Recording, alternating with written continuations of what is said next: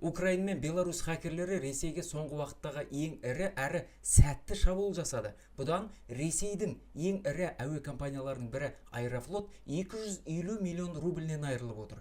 Бұл біздің валютаға шаққанда 1,7 миллиард теңге. Аэрофлот әуе компаниясы 28 шілде күні жариялаған релизінде бұл шабуылды ақау деп атаған. Оның салдарынан тасымалдау қызметтері үзіліспен жұмыс істеп жатқанын хабарлады. Шабуылдан Аэрофлот, Россия және Победа компанияларының барлығын қоса айтқанда 100-ден аса рейсі кейінге шегерілген. Ал кейінірек бұл шабуылды проукраиндық Silent Crow деп аталатын хакерлер тобы Беларусь хакерлермен бірігіп жасағанын мәлімдеді. Аэрофлот Ресей әуе желілері компаниясының ішкі IT инфрақұрылымы толықтай бұзылып жойылды дейді олар. Біз бір жыл бойы олардың корпоративтік желісінің ішінде болып, қолжетімділікті жүйелі түрде кеңейтіп, инфрақұрылымның ең өзегіне, Tier 0 деңгейіне дейін жеттік. Бұл хакерлік топтың мәлімдемесі. Шабуылдан физикалық және виртуалдық түрлерін қосқанда шамамен 7000 сервер жойылған. Біз алған ақпарат көлемі 12 терабайт дерекқор, 8 терабайт Windows Share файлдары және 2 терабайт корпоративтік электрондық пошта делінген мәлімдемеде. Олар тіпті әуе компаниясының бір қызметкерінің аты жөнін айта отырып,